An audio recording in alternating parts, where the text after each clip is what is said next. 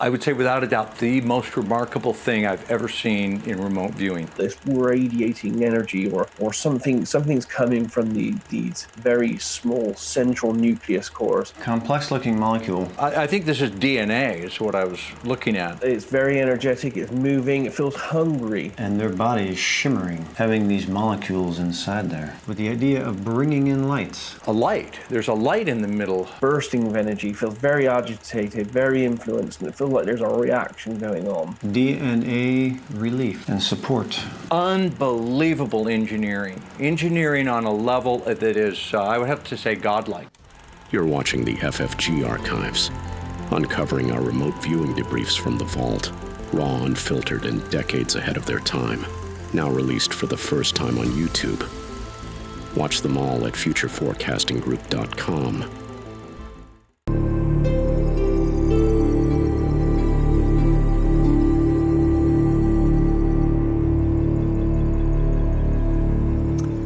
I'm joined by Ken Schwartz of C60 Purple Power. He is the supplier of the C60 that everyone here at Crypto Viewing has been taking. Ken, in Colorado, good to see you. How are you? Good to see you, Richard. Glad to be on. Hope we can bring some interesting things for your listeners. Yeah, we're going to play a couple of remote viewing sessions in full and have you comment on them. Before we get to that, for people that aren't familiar with C60, what is C60 oil? What does it do? Give us the brief. Okay, well, C60 is a molecule of 60 carbon atoms, and it's shaped like a little soccer ball, 1 nanometer in size. And what it is, it's an ultra antioxidant. And the way it's delivered, it can be dissolved. It can't dissolve in water. It's non-polar, so it can dissolve in oil. And so we dissolve C60 in oil. And then people take the oil with the C60, and it's as an antioxidant. They describe it up to 172 times that of vitamin C. Part of that is it can reset itself, unlike other antioxidants, and it's especially effective in the mitochondria. Okay, so our group got familiar with this, found that you sell what we consider to be the highest quality version of C60. So you provided some for us and we've been taking it. My wife and I, we're 2 weeks into January. We started on the 1st, so we're 2 weeks, and I understand that's about how long it takes to, do I want to say saturate your system or derive its full effects? Yeah, it's about, I've seen estimates of up to around 10 days. So yeah, you're in that full saturation zone. It stays in different organs at different rates. Somebody came up with about an average of 10 days, but no, it's a day here, a day there. Who knows? What my wife and I have noticed is better sleep, dreaming more. I don't know if that's supposed to be what's happening, but my wife particularly notices her eyesight is better. She commented on that, and I noticed that too. As we get older, and I'm 65, I actually keep a light by my computer when I have to plug cords in, because your eyes go dimmer as you get older. And we've noticed a brightening and a more resolution in our vision. Is that one of the effects that people? Yes, it is. We actually did a scientific study. We had a lot of reports of cataracts going away, so we did a preliminary 3-month study on it. And in all cases, everyone's eyesight improved. The cataracts didn't go away, probably as they got a little bit less, but not significantly so. But in every case, the people's eyesight significantly improved. So yeah, C60 definitely increases eyesight.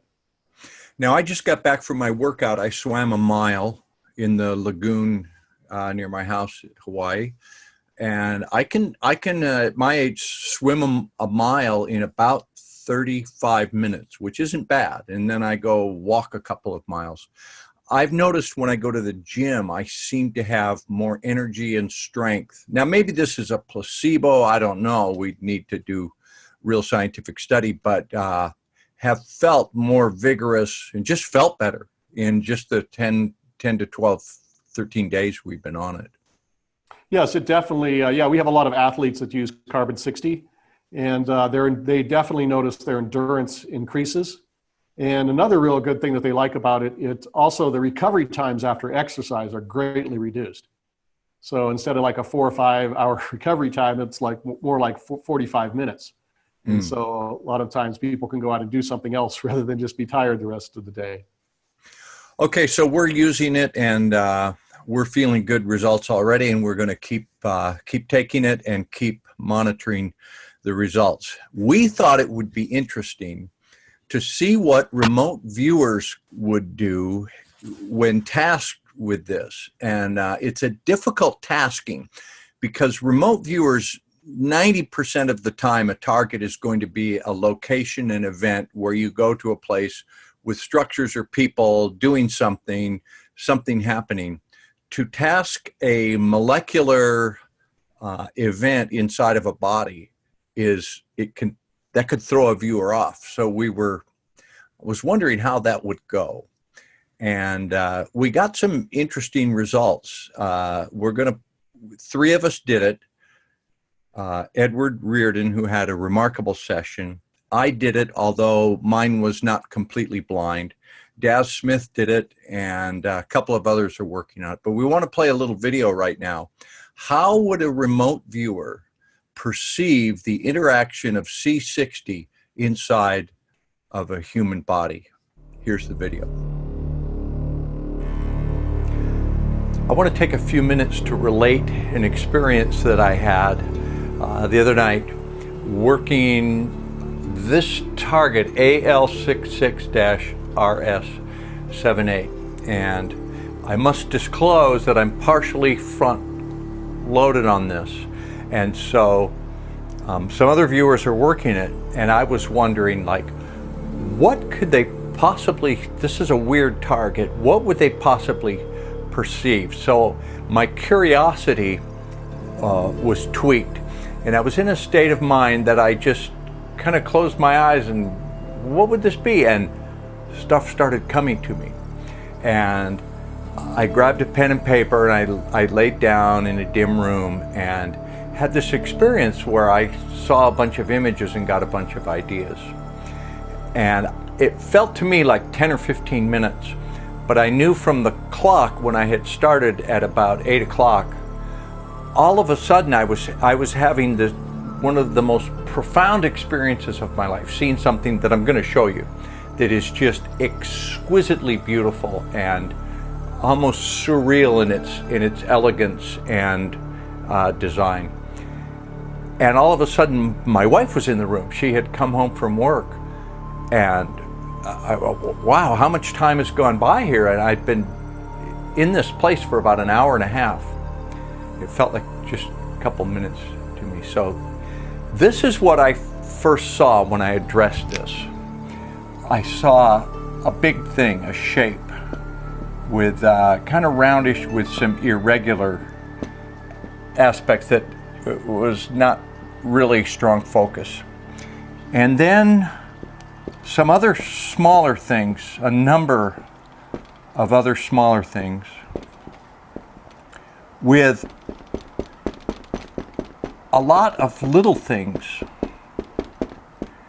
that eventually were moving toward this big thing. And let me explain how this occurred to me. So there's a bigger thing that like arrives, and these smaller things are surrounded by even smaller things, and the smaller things are when this arrives, they react, and they react, I don't want to say intelligently, like they have a consciousness, but it's like initially they're just kind of vibrating and just suspended. They're associated with these things. And when this comes, they're attracted to it, and they all become more agitated, more vibrating at a greater rate. And it just like all of a sudden, I don't want to say occurs to them, but they're like compelled to no longer be associated with these smaller things, but a desire to go to this. So this is like, word scooping them up. They just want to be there. It's more comfortable for them to be in the orbit of this thing than attached to the smaller things.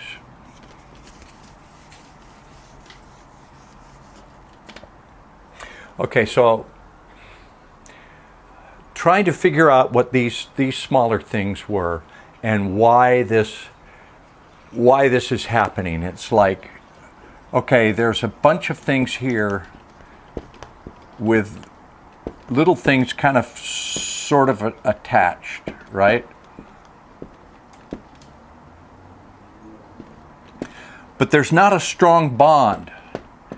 They're just there because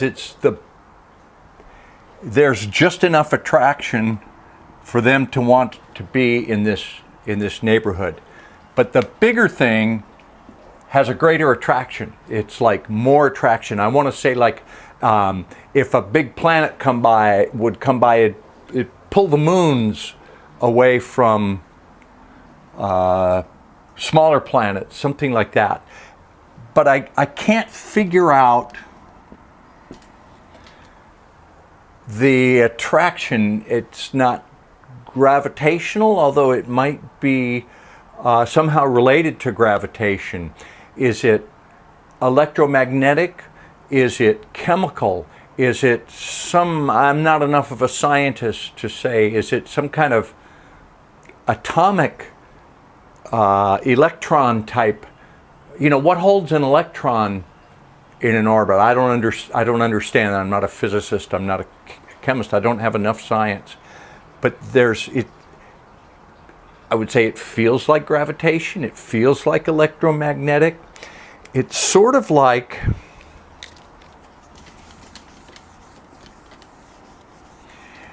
there's some kind of energy, like if you had a place with a static energy charge and dust particles collect because of the energy charge, that kind of thing. And phonics comes to me like co-words, like co-mingle, coaxial,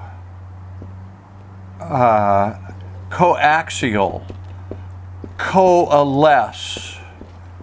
I don't know how to spell coalesce, covalent. I don't know the meaning of that, but commingle, coaxial, coalesce, covalent is somehow that's how these particles are attracted and adhere to things. I got a good visual of a pattern of these things forming and attracting that reminded me very much when we were in like junior high or high school science class and we played with a magnet. So you have a magnetic thing with a plus and a negative, and then you put iron filings and they line up, and you can see the force of the magnetic field by the way the iron filings line up. I could do this, put dots here all day, but it's like, let me see if I can.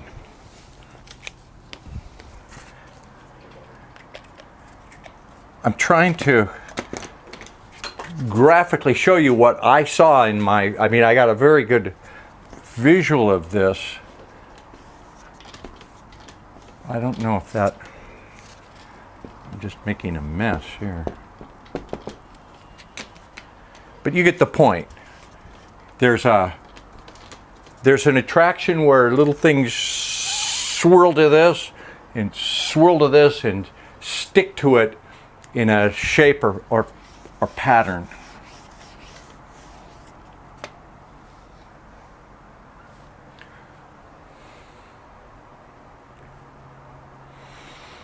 Like I said, atomic,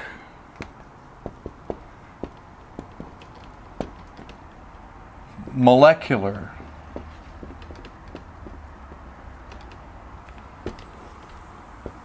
cellular,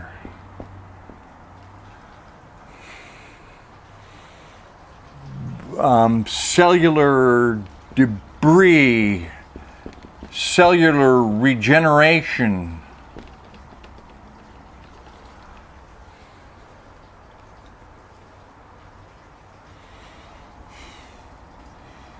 the word peptides, peptide bonds. Are peptides bonds? Bonds of peptides. Showing my scientific ignorance here. It's just all about things being attracted and pulling apart and associated with one thing and then associating with another thing.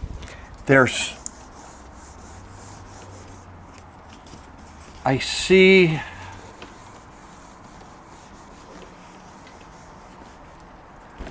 that is not happening. I need to clean this. Excuse me.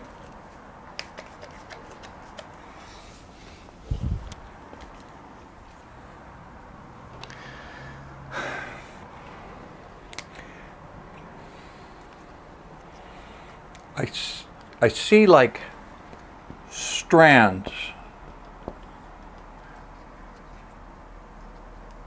And do this differently.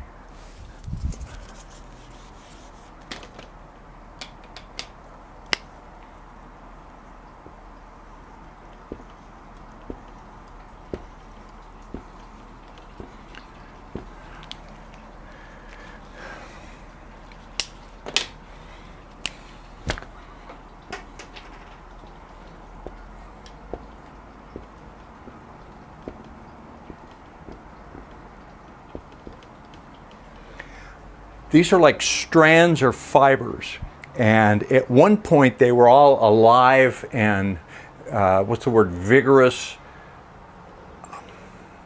viable and alive, but it's like they've been charred. It's like they had too much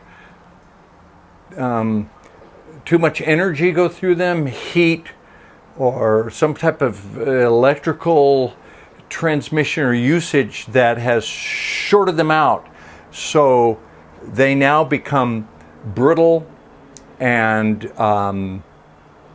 just darkened. Reminds me of pieces of twigs or firewood that have been burned, and then they're crispy and not viable.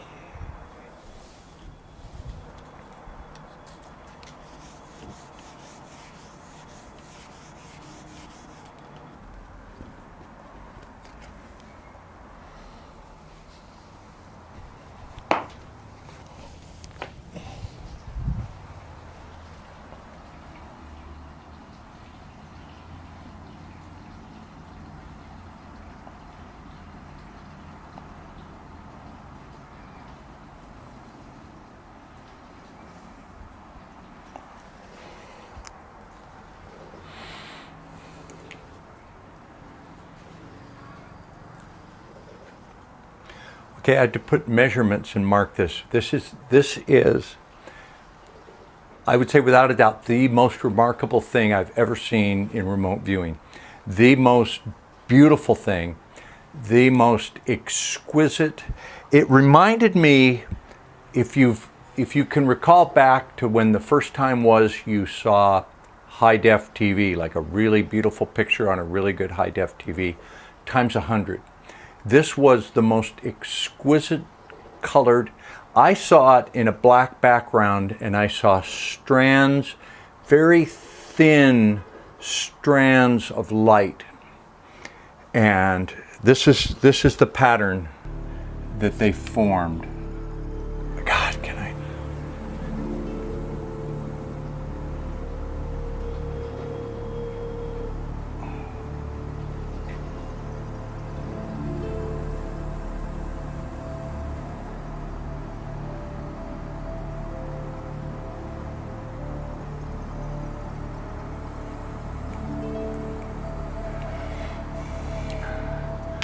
Doing this wrong.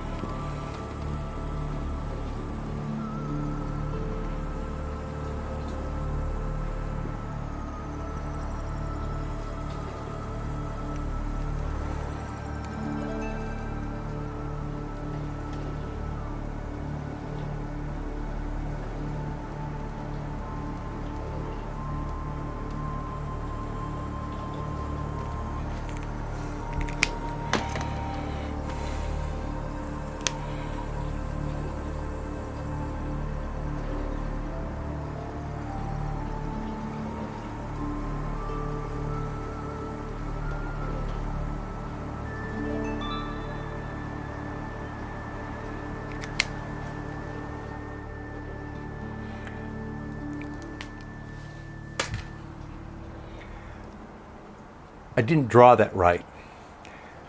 It's black background, and there are glowing, the most beautiful bluish, purplish, lavender strands of light that form. I think this is DNA, is what I was looking at. Three-dimensional with a twist, and in the middle of each one, I drew this orange, but it was more a white-yellow light, like a light. There's a light in the middle of each of them. And this gave me an idea, a sense of synesthesia. Is that the word I want? Synesthesia, where it's both light and energy and music. It's like ultimately that's what matter is. Matter is not, it's not a strand of anything. It looked to me like light, but it was as musical as it was light beams or particles. It's really hard to describe. And the symmetry was absolutely perfect. I couldn't draw the symmetry and the three-dimensionality of it. But there are vibrational things happening, like at the core is a higher musical note and a higher vibration that's very bright. And then they're connected and twisted. And what this has to do with the target is, I don't know, I'd like to say, but it's something, okay, it would be this. Those particles that I saw earlier that were attracted to the bigger thing would, if they were left here, they would have a dimming effect on this. It's like the thing is able to clean off the little bits that have a dimming effect on this. Very interesting, very powerful. This to me, this is the most fantastic bit of engineering that you could ever believe. I mean, just unbelievable engineering. Engineering on a level that is, I would have to say, godlike. Like creator engineering type of thing. And absolutely the most exquisite thing I've ever seen. The strands of light and the sense of energy and music and harmony. If I could give you, if I could put this in a lava lamp and put it on display, people would come and just be absolutely spellbound. It was, the time I was able to look at it was one of the most, I would say, transformative moments in my life. It's like, that's the source of, that's where it comes from. And it is just beautiful, just beautiful. Hi guys, hope you're well. Today we're going to go through some data I got for a target called AL66. Now this one's a little bit different for me because I had a message from Dick and he inadvertently gave me some front-loading information, so I knew that this target was something on the small scale, something probably microscopic, but that's all I knew. So what I'm going to do now is I'm going to share my screen and share the data with you. I'm going to have a quick look at my remote viewing data so you can get my impressions on it. So bear with me while I switch screens here. Okay, so here's my remote viewing data, and as you can see here, I've indicated at the top on the right hand side that it says front, so it means I'm front loaded. I knew that this was a small target. Did my initial sketch and I knew that this was something complex. Felt like it was migrating, moving. And then I had a strange word that I haven't had before in remote viewing come into my mind, which I put down as a guess because it's too much information. And that was decadent. I felt that this target was very layered, very complex, and at times it felt mushy. It felt like mush. On page 2, I did another ideogram here, and the data from this was energetic, glowing, vibrant, bright, and luminescent. I felt that it had sugars, or sugars were involved in this, and I got that down as a guess as well, because that's a naming part. Then I did this quick sketch that came into my mind, and I had these almost like cores cores or something that radiated outwards, but it felt like they were overlapping. Lots of overlapping layers of these kind of circular, vibrating, moving, rotating kind of shapes. And I wrote the words here: moving, bumping shapes, radiating energy and light. So it felt like almost like these pinpoints of light that were radiating light outwards, radiating energy outwards, but they were all overlapping in some kind of layered system.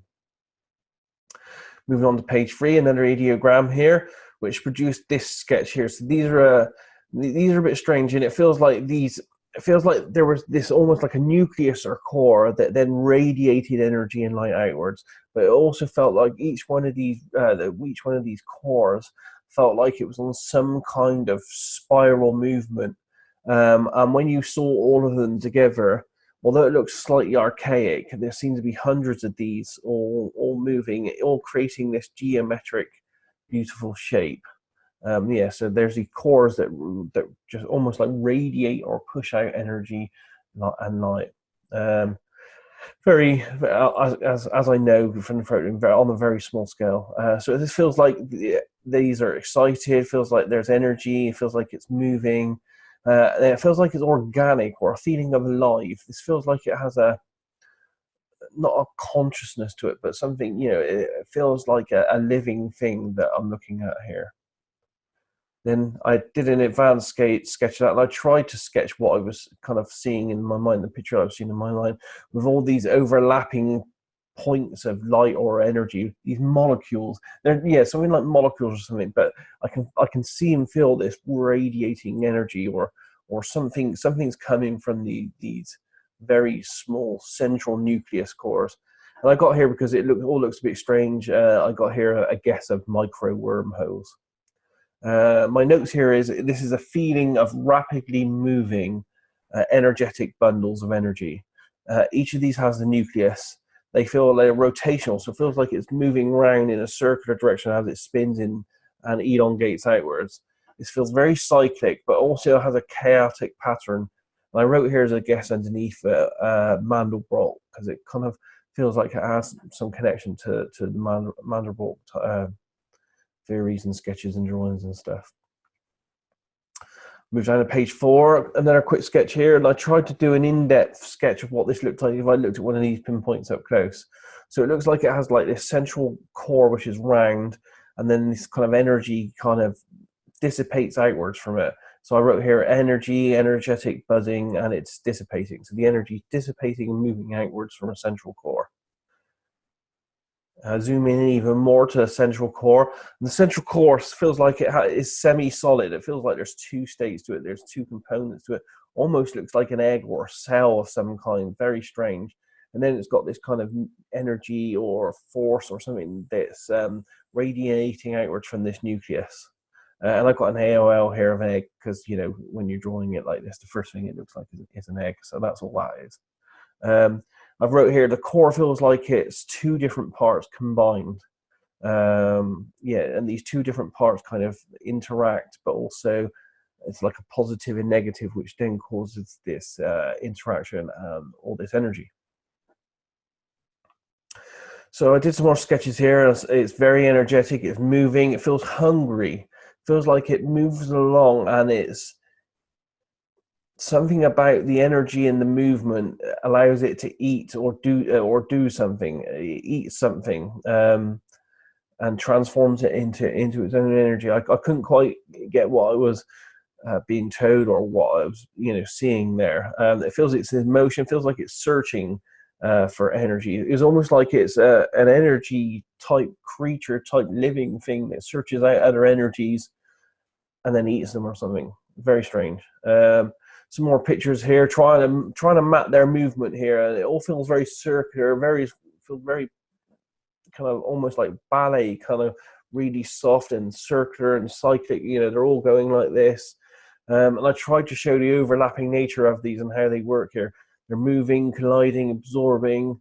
they're collectors and they're bundles of energy. So I moved into stage 4 here, a matrix, to collect more information.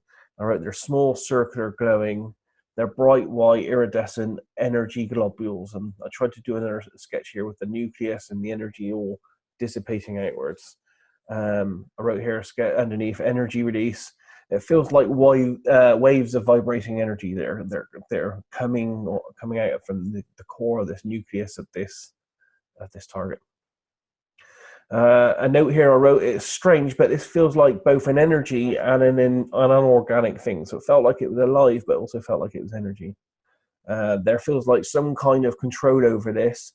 And I wrote here underneath, guesses of sentient living energy or chi.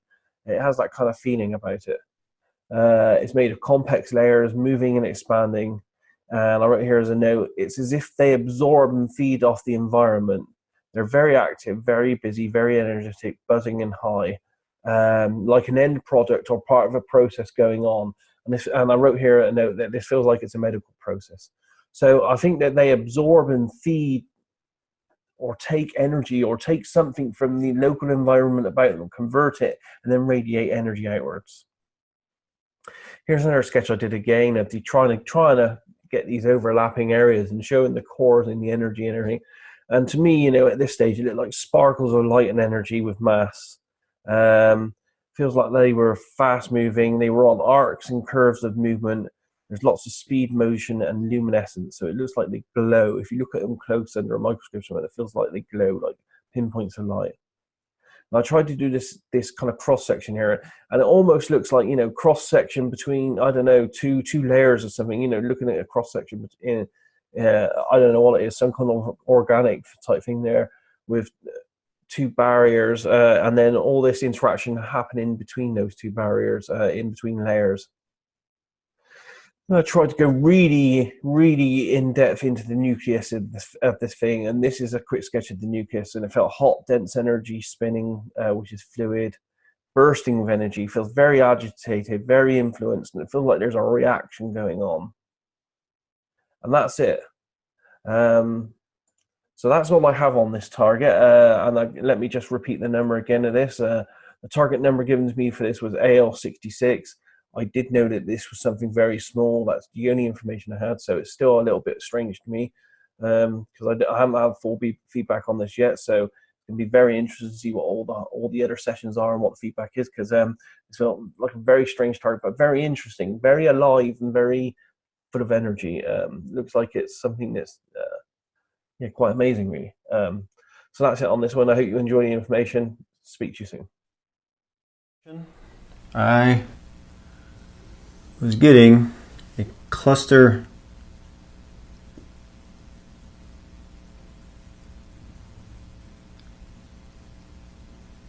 of microscopic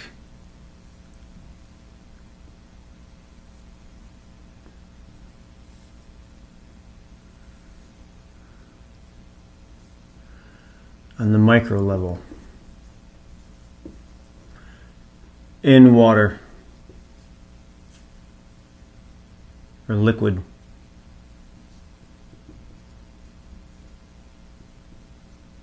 All these little microscopic things here.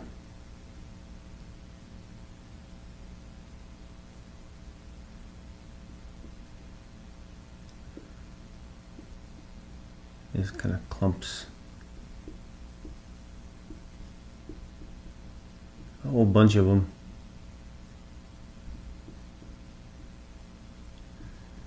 They're all together here. I was asked to explore these little micro things more, and their interactions. So this was my movement here.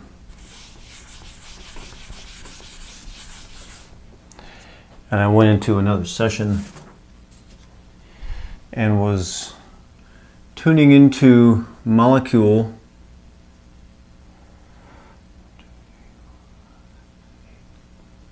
I gotta get them all here.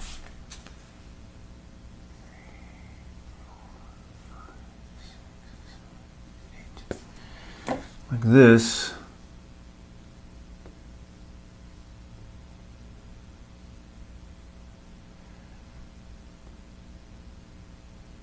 With these bonding agents that were very interesting to me.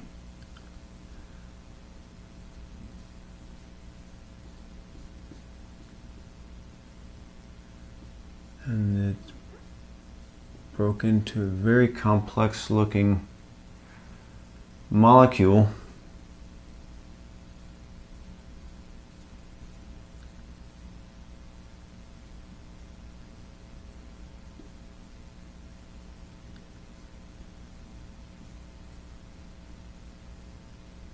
Like that.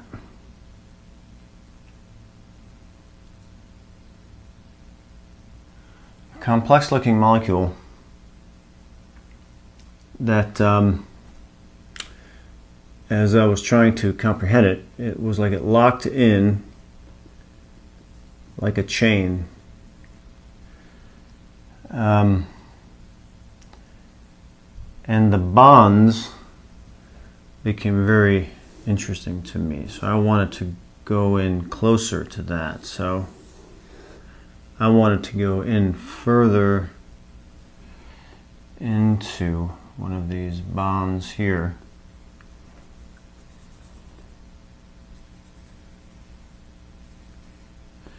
Where they connect right here. This is the area here that I'm curious about. They had a liquid shimmer. This was like it was shimmering. And kind of like a shimmering. The bonding felt like it had some electricity. Holding mechanism. Here. Right in here. So at this point, I'm on this molecule and I'm right here on just one of these little atomic things. At this level.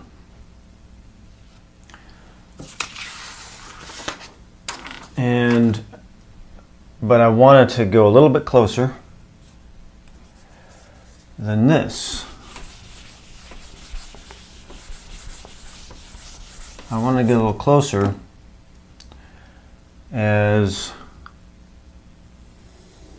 what I'm really interested in is this bonding mechanism.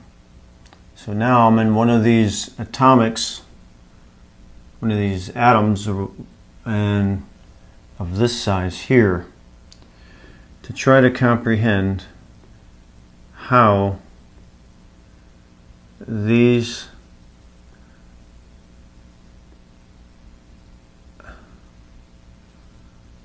bonds work. How does that little bulb stay on that stem? And what I was perceiving was kind of like a stitch or some grabbing element. This is the bulb and it's shimmering here. It's shimmering. This is balanced. And this is connected here. And there's like, it's kind of Frankenstein-ish.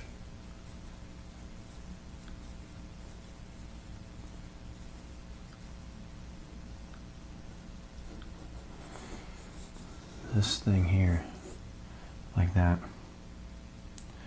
And getting this notion of an open and release mechanism.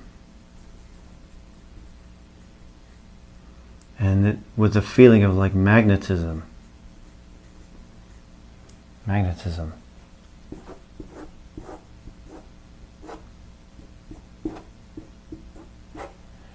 that. So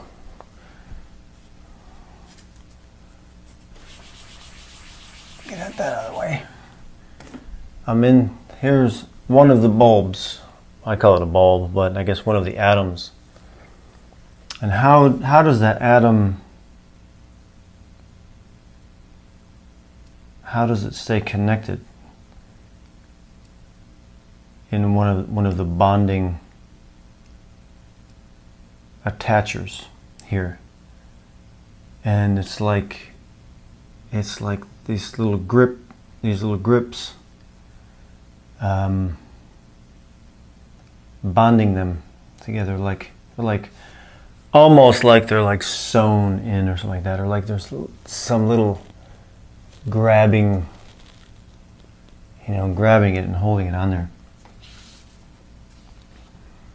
That's what's interesting to me, is how this atom connects to this bonding arm. Okay.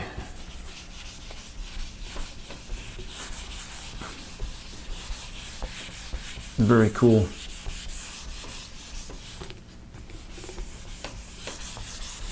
So then,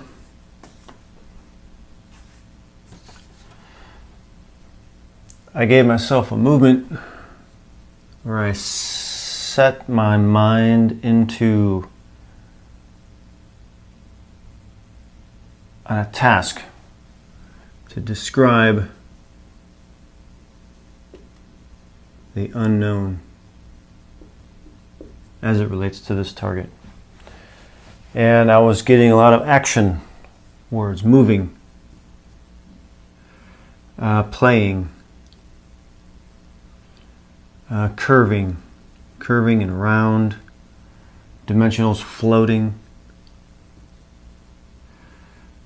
shimmering and dancing in the shimmer, light, flashy and sparkly, shimmering, that it was interacting with lights. It was interacting with light. It was interacting with light.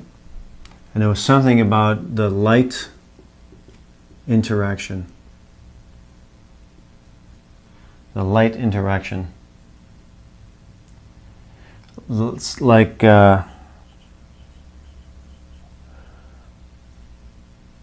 light hitting it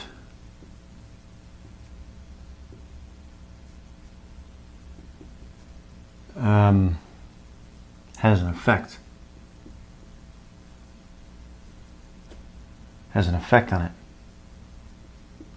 on this molecule. With this idea of like photons getting attached. Photons getting attached and clinging.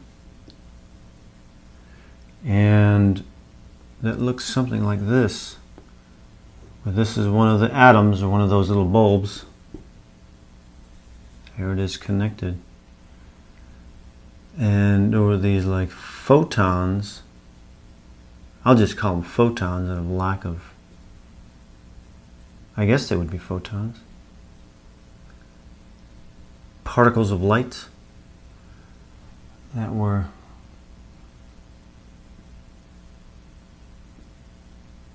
clinging onto this, into this, kind of getting,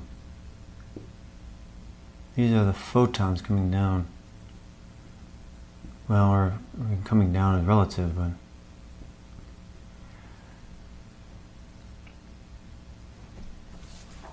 this drawing looks better.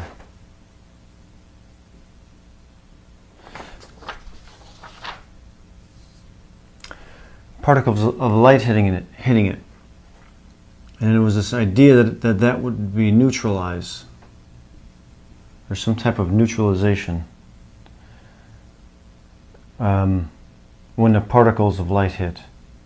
The idea is that this is a very attractive molecule. It's very attractive. Other particles are attracted.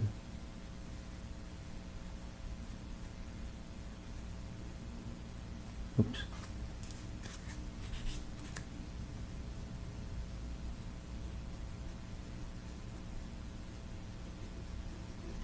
Other particles are attracted to it. They go right for it.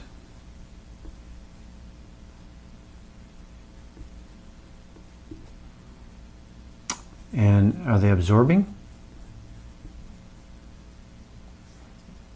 Absorbing as the particles are being drawn in.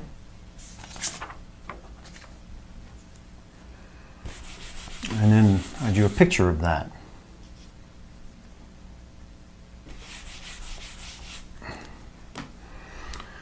Where I have this molecule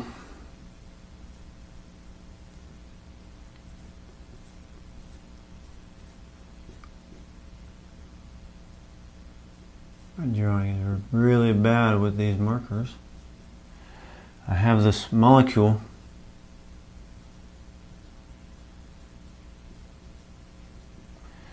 and it's spinning counterclockwise like a vortex, like.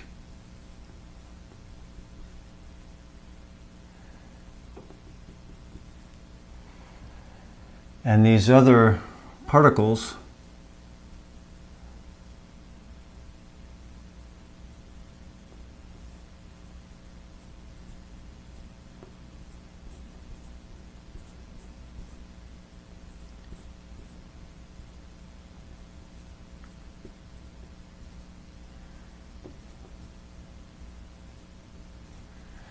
are zooming in. They're attracted to it.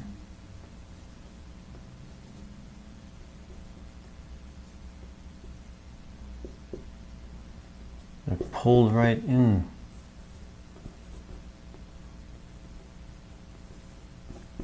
They're zipping in, pulling in.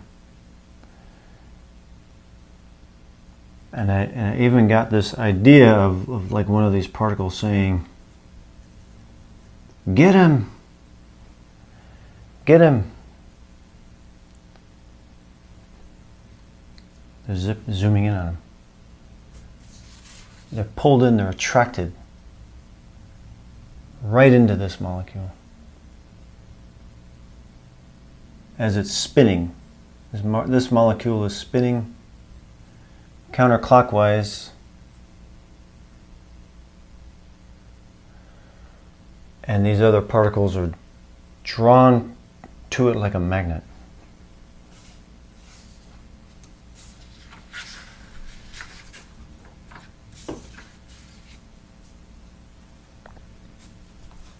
That was really, really cool. That was really, really cool to go there.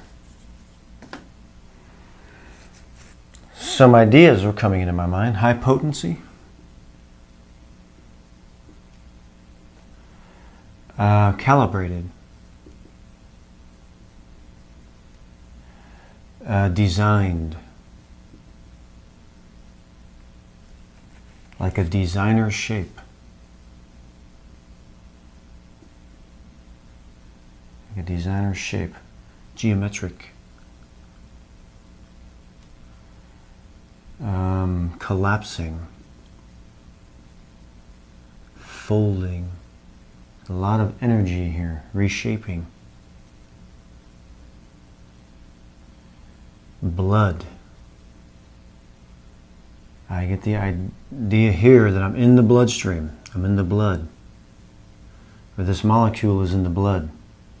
Moving through the bloodstream.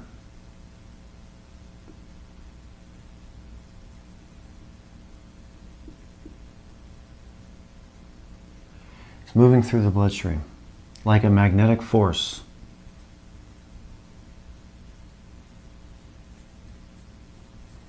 Like a magnetic force. It's an attracting force. moving through the bloodstream. And I had this person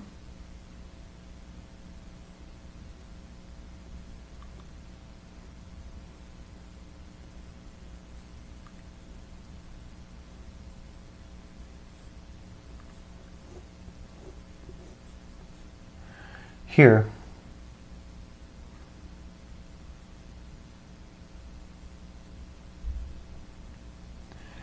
with these molecules in their head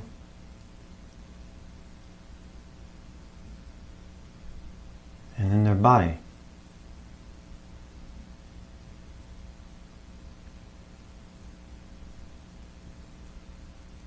These molecules are in their body, and their body is shimmering, having these molecules inside there.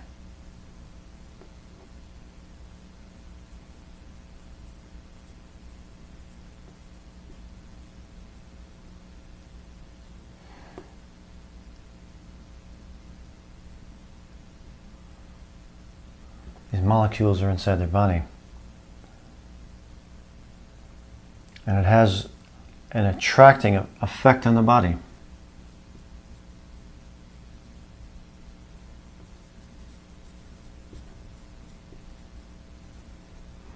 Attracting effect on the body with the idea of bringing in light. Oops.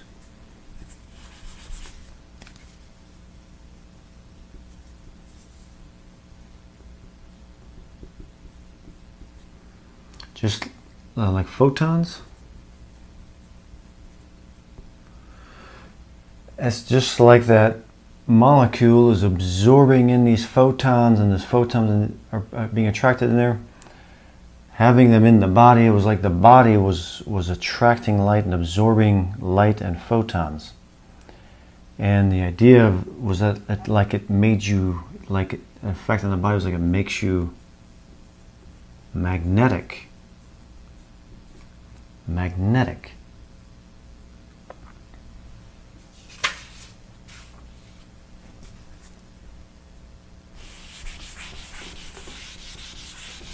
I went a little further with that.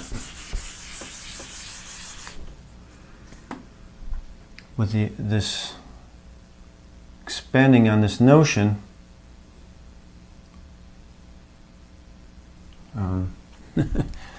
Try to draw a person here.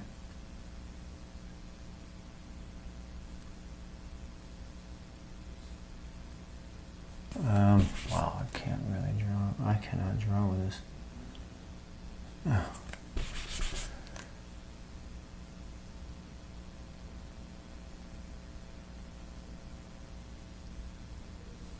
Well, let's just say that's a person with a broken nose.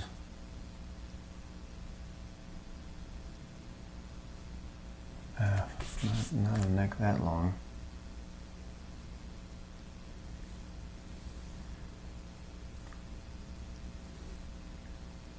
And there.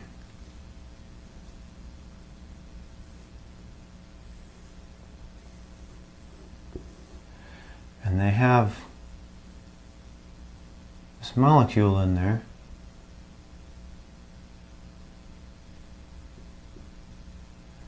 And in their body.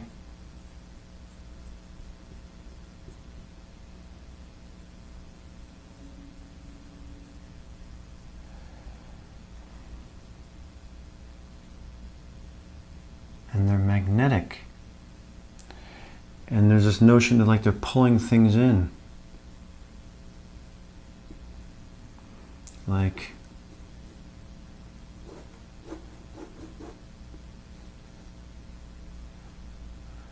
mental,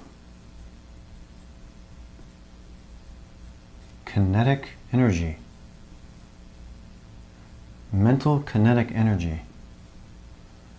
Very cool. There's a mental element to this.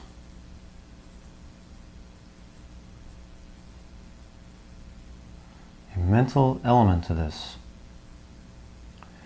that this molecule interacts with the mind.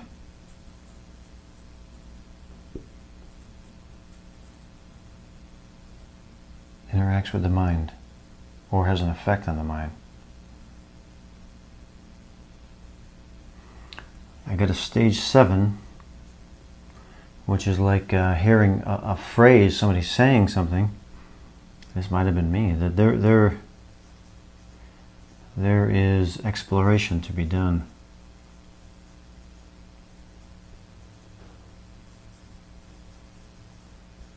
With this.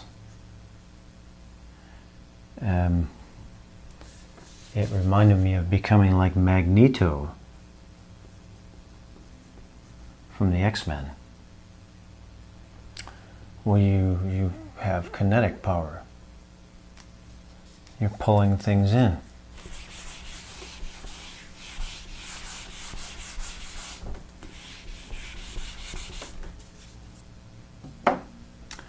I had this notion that this molecule would offer DNA relief and support. Like it takes stress off the DNA.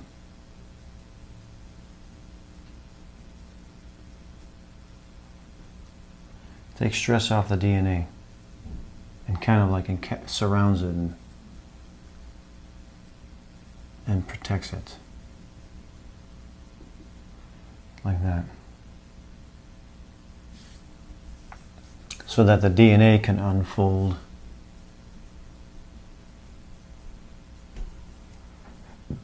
and relax.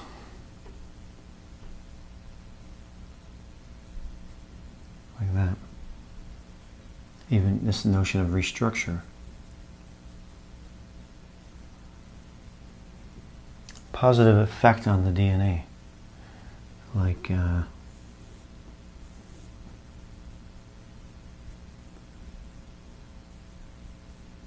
little protectors here around it.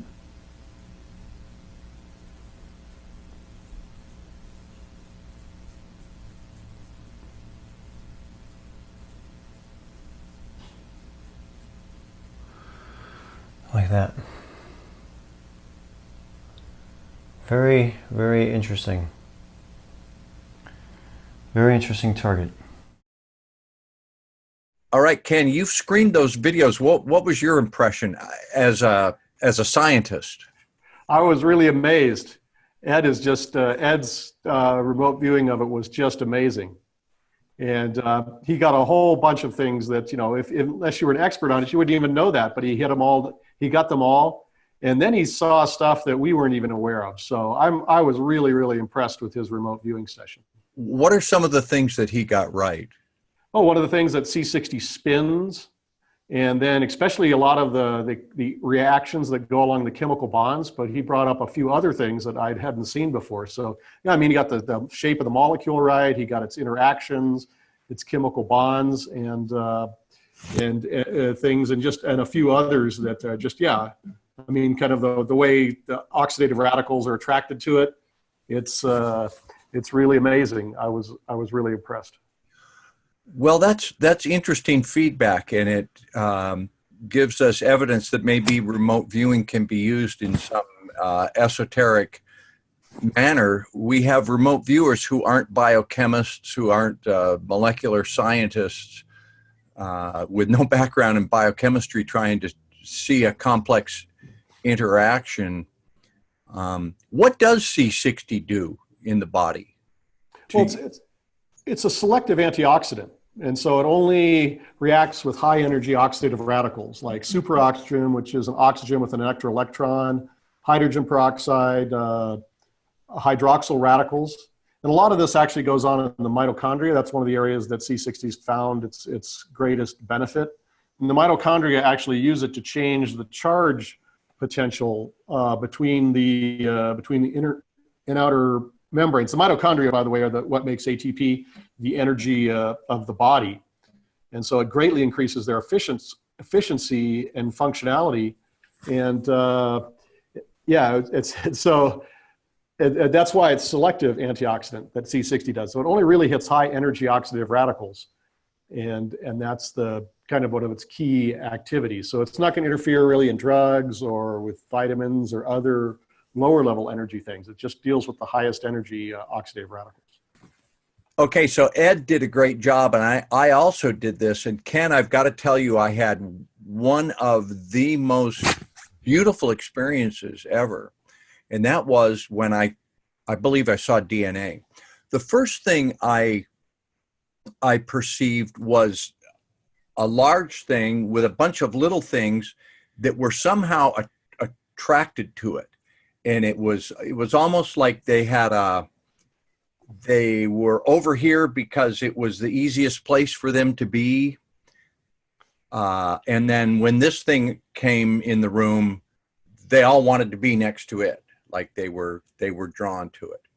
Okay, so that was the kind of stuff I was getting. And then you said something about the blackened tubes that I saw, or they were colored tubes that had been like charred or blackened. What would I have been seeing there? Well, part of that is C60. A lot of times when cells get older, their telomeres get short and they can't really divide as much. They go in and they become senescent cells. That's kind of like zombie cells. You know, they just get by just enough. They're using resources, but really aren't contributing. And part of the way they do that is they change the pH inside the cell, and they stop providing the mitochondria with SOD, which is superoxygen dismutase, which kind of gets rid of superoxygen. It neutralizes it, and so the mitochondria can't really function anymore, and a lot of the cells start, doing fermentation for energy, and that's not really a productive thing. But when you put C60 back in, it starts up the mitochondria again, and the mitochondria will send messages to the cellular DNA, and if they don't get the right response, they initiate apoptosis, which is programmed cell death. And so the cell orderly breaks down into these little bodies, and then then other cells, the phagocytes, which are like cleanup cells, come in and clean the mess up. And so and then also another thing C60 does is when your cells are going away in your organs and tissues, well, this kind of stimulates the production of stem cells to replace those missing cells. And so that's what we found. People that were taking C60 have incredibly high levels of stem cells. And part of that is because they're having a lot of apoptosis of senescent cells. And people who've been using C60 for a long time, let's say in their late 50s, which are most of the people here, we've been doing telomere tests. And they found our telomeres, when they first started taking them, were, in their late 50s, really, maybe a year or two around our actual biological age. But then after 2 or 3 years of taking C60, the telomere lengths are more characteristic of somebody in their 30s, their late 30s. So we've literally taken, as telomere length as a measurement of age, they've literally taken 20 years off the body. How long have people been taking C60 to see that result? Well, the ones we're working with is about 3 years, or 2 to 3 years. That's when we're really starting to see it. It doesn't, because what's appears to be happening is C60 causes apoptosis for all the cells with really shortened telomeres, because the cell can only divide by 50 times before the telomeres get too short for the cell to divide. So it clears out all the old senescent zombie cells, and then it replaces them with stem cells, which will differentiate into new tissues and organ types. And they have a full set of telomeres. And when you take a telomere test, you're actually taking an average of all the cells in the test. So literally, C60 is making people, on average, the number of cells in the body younger. Okay, for a non-scientist, I understand that the old cells are dying off, and the C60, the residue is attaching to the C60, and it's taken out of the body. Yeah. How does it stimulate the stem cells? Well, what happens is C60 is brings signal clarity in. So if you have oxidative radicals that would destroy a chemical message in the body or hormone message, the C60 takes care of that problem. So when let's say an organ or tissue gets less cells, it sends out messaging molecules to stem cells nearby saying, hey, we have less cells, we need replacement cells. And so that causes the stem cells to grow, make more stem cells, and then some of those stem cells convert themselves to, let's say, the new tissue type that they got the message, we need more of you.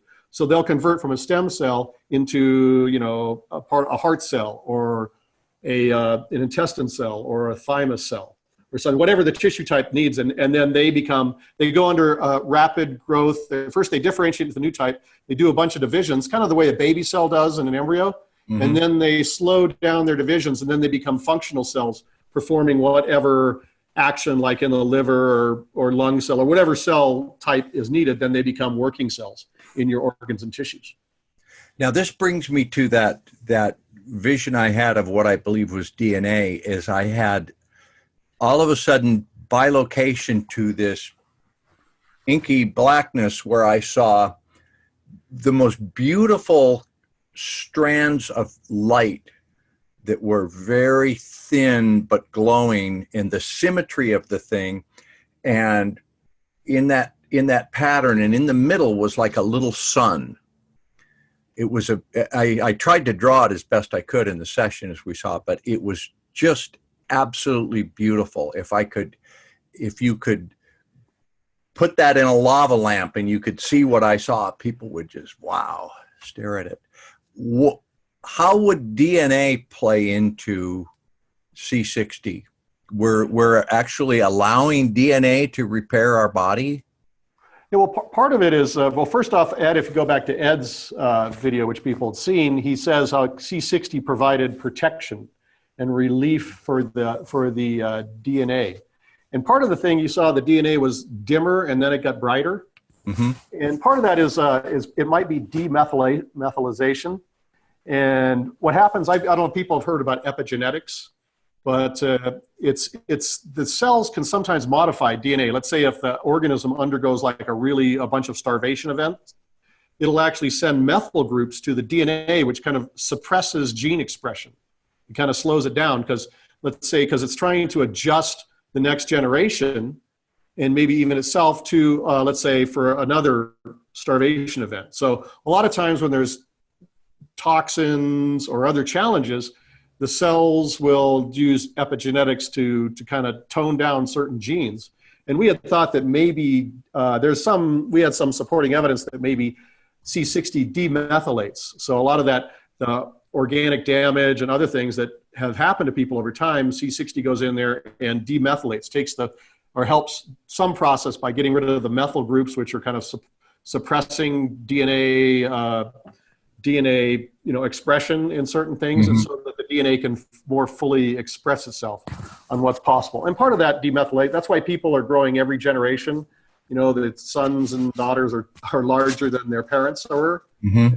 That's that's kind of like an example of demethylization, because they had plenty of food when they were growing up. So that for having methylization on the genes that support growth are demethylated. The methyls go away so that the body can get bigger. It's just like a side effect of that. And so DNA may be in that, C60 may be in that way doing it to DNA. We aren't sure. This is anecdotal, but there is some support for it. I've been taking a teaspoon a day in the morning with a smoothie. Is that an adequate dose? Can you go higher? Somebody told me a tablespoon. Yes, that's actually, we have a lot of people, if they're working on a health condition or just want to get there, this is just anecdotal reports from the various customers. A lot of them are engineers, scientists, and doctors. And so they kind of adjust their dosages and then record the information, and then they can make a judgment. And we found about a tablespoon a day. That really starts to work on a lot of health conditions. That from people, but average, let's say, 170-pound man was doing about a tablespoon a day. Obviously, if you're bigger or smaller, you might want to adjust, but that's what they found was really efficacious.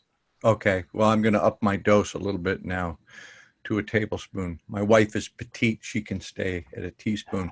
Okay, so we're playing this video for our Patreon subscribers, and I'm sure a number of them will be very interested after hearing this interview and seeing the remote viewing about getting a hold of some of this. How can they reach you? How can they get the product? Well, they can reach us at c60purplepower.com.